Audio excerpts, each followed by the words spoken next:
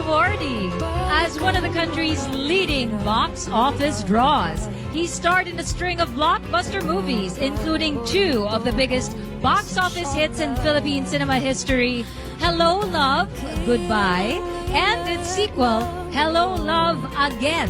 He recently expanded his horizons by working behind the camera as director and producer of the upcoming courtroom drama, Out of Order.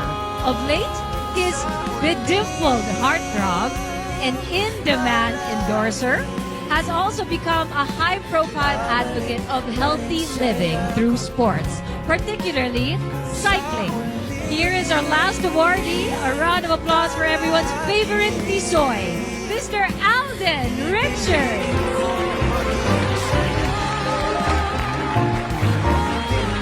Hello, Kathden fans! Ito na nga ha, mukhang may bagong niluluto na naman si phenomenal box office queen mga kasameros, at saka pinagkumpara nila no si Ma'am Catherine kaya ang Kathden saka Catherine mga kasombreros. And then may iba pa tayong items no. Pinakauna na nga dito, nag-post yung isang Catherine admin na parang may bagong shoot na naman o bagong endorsement or tawag dito bagong pasabog si phenomenal box office cinema queen mga kasama. So ito po ay aabangan natin. Parang nasa setup sila, of course, na may mga, hindi ko lang yung matawag dito, yung parang may payong siya, tapos may light, tapos parang natatamaan ng camera and so on mga customers. And of course no, nandyan ang kanyang glam team at saka staff mga kasombreros na gumagawa po ng endorsement. And then ito, pinagkumpara nila no, ang Kathden sa Catherine mga kasombreros. So ang nilagay naman nila dito na ng pangalan ng ni Kath at saka ni James is Kathmes. Parang pangit naman pakinggan no. Catherine. So parang Kathleen lang talaga ang sakala mga kasombreros.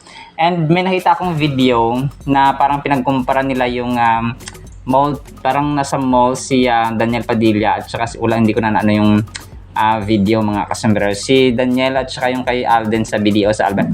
Parang pinagkukumpara nila na mas marami yung kay Daniel, mas dinudumo, parang ganun.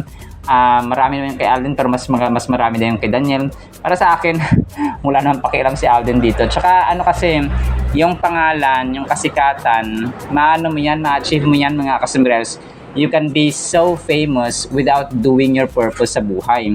No, alam na natin na si Sir Alden ay advocate talaga ng pagtulong, may mga charity foundation siya, tumutulong na siyang parang hindi mo masusukat yung personal yun nga no, hindi nga nila napatunayan na box office king si Daniel Padilla. Di sana kung dami niyang fans ang dami niyang fans, di sana kung mas madami ang fans siya kay Sir Alden, di sana naging billion din yung kanilang income dati sa Kathniel mga kasi partida sobrang sikat na nila noon pero Kathden pa rin talaga ang nakabasag sa lahat ng records mga kasombreros na billion ang kinita sa income. So dito makita na mahal ka ng tao pero hinahangaan ka ng tao, dudumugin ka ng tao, yes, but the true and genuine love can be gained mga kasombreros and respect no ng tao talaga. Mapapara kang adorable in a sense of kasi mabait ka. No, because you are kind, you are generous mga kasombreros and God-fearing. Parang kumbaga pa yung character, nakita nila na maamo, mabait na Sir Alden mga kasombreros. Yes, no? Pag sinabing Daniel Padilla, talagang pangalan niya, talagang sikat niyan mga kasombreros. But to the point of kumapa yung impression na masabi mo kay Daniel Padilla, ganun, pogi, sikat, no? Guwapo, ganun. So hanggang dun lang, no? Pero pag si Alden talagang sabi mo, mabait, humble, never nagbago, God-fearing, sobrang maalagain, gentleman, and guwapo pa. Siyempre, given na yung guwapo mga kasombreros. So, ganun po siya. So, sana, wag na lang ikumpara mga kasombreros, no? Hindi ko na yung video mga kasombreros. And sa achievements, no, di ba? Sir Alden talagang director na, producer. Ay, nako po. Nakapag-produce ng sariling pelikula. So, parang kuya na ni Daniel Padilla si Alden, kung kaya dapat hindi nila kinukumpara mga kasombreros. And then ito, so si Sir Alden ay nag-post no, baka gusto niya ng peaceful environment or gusto niyang mamundok talaga mga kasambreros kasi nga dati isa siyang hiker or mountain climber mga kasambreros. So pero abangan natin kasi nag-post siya sa kanyang Instagram story ng parang forest siya, no parang kabundukan mga kasambreros. So ito po ay talagang abangan natin kung ano yung mga next move niya mga kasambreros. So yun po. And then ito dito ko nalaman na nung pinakinggan ko ito, ni-repost ng isang admin. So dito ko napansin na mention din para dito yung yung Hello Love Goodbye din dun sa People Asia nga mga kasambreros, na kung saan ay pinarangalan yung mga Men Who Matter 2025 mga kasambreros. So ang ganda rito, no, di ba na-mention ng Hello Love Goodbye, tapos Hello Love Again yung sequel. Tapos na-mention dito ng ng announcer, ng host ng Dimpled Heartthrob, no. Tapos Healthy Living Through Sports. Tapos siya pala yung pinaka-last na awardee. O parang the last but not the least, no? Parang ganun mga kasambreros. So, halos lahat ng achievements si Sir Alden dito, yung pagiging producer, yung pagiging director, yung pagtrabaho niya behind the camera. So, ito yung nag-mention ng everyone's favorite Tisoy. Ang ganda, ang galing ng announcer ng host mga kasambreros, no? Sobrang eloquent, at saka yung pag-construct ng kanilang descriptions or adjectives ay napakaganda talaga. Akma kay Sir Alden mga kasambreros. Tapos yung pag-deliver pa niya, no, sobrang galing lang. And then ito, so pero ito parang yung late na ito, pero yung full niya at saka yung emphasis para ngayon ko lang na-analyze mga kasambreros. And then ito, so na-repost ng isang Katin admin, no, si Ma'am May Mendoza, si Naria Taide, no, tsaka si hindi wala tong medyo chubby niya na part to ng glam team ni Ma'am Cathy, no. Pero parang ito po ay event na dinaluhan nila kasama si kasi di ba si Arjo Ataide at saka si Ma'am Ria Ataide na best friend din ni Ma'am Catherine ay magkaibigan, magkapatid. So kung kaya si Ma'am May Mendoza, dati pa naman, no, wala naman silang alitan sa bawat isa. Yung fans lang talaga yung nagkukumpara and gumagawa ng issues mga kasambreros. And then ito, so ang kulit lang ginawa ng isang Alden admin dito, no, parang in-edit niya yung ni Piloto Tisoy, ni Piloto RJ mga kasambreros. So Alden Richards, Asia's multimedia star. So yun, parang in-edit nila yung picture ni piloto, ni pilot, ni Captain Pilot RJ or Tisoy mga kasambreros. Tapos ang ganda ng texture ng kanilang pagkaka-edit mga kasambreros, na kung saan ay soon to be a pilot talaga si phenomenal box office cinema king mga kasambreros. And then ito, so nagduduyan, no, Sir Alden, pero ito po ay edited lang. Parang ang aliwalas, no, ng paligid. So minsan kailangan mong mapaganto.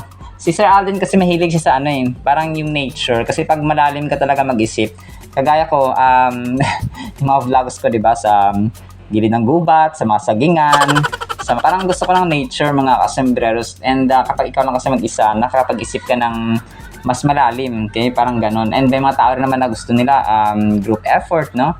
Talagang group discussion, brainstorming, so ganon mga kasambreros. Pero ako, sa awa ng Panginoon, kahit nag-iisa ay binigyan niyo tayo ng wisdom mga kasambreros and creativity para makapag-produce po ng contents and ng vlogs po mga kasambreros, lalo na po sa kaalaman, sa Kathleen, sa Word of God mga kasambreros.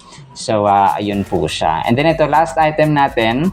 So ito na yung last item. So Sir Alden, no, parang in-edit lang din ito. Parang may kasama siyang aso mga kasambreros. So this was AI generated na picture mga kasambreros, kung saan si Sir Alden ay advocate ng PAWS or Philippine Animal Welfare Society na po sa aso, na parang focused sa aso mga kasambreros. Alright, so po sa ating Kathleen items ha. Sana po ay pakinggan po natin ang Word of God. Today is September 2, 2025. Tuesday na po. Sana po ay pakinggan po natin ang Word of God. Para po sa ating Word of God ay sobrang ganda po nito. Medyo nakakadiri lang po yung title natin ha. Ang title po kasi ay isusuka rin. Proverbs 23 verse 8. The morsel you have eaten, you will vomit up and waste your pleasant words. Ito mga kasambreros ay although hindi man literal na yung nauseous tayo ha or nasusuka tayo vomiting mga kasambreros. Ang verse po kasi na ito ay nag-highlight ng simple yet profound na katotohanan about sa consequences ng pagiging gahaman, pagiging sakim or pagiging greedy mga kasambreros, or sa English vocabulary natin ay avaricious, no?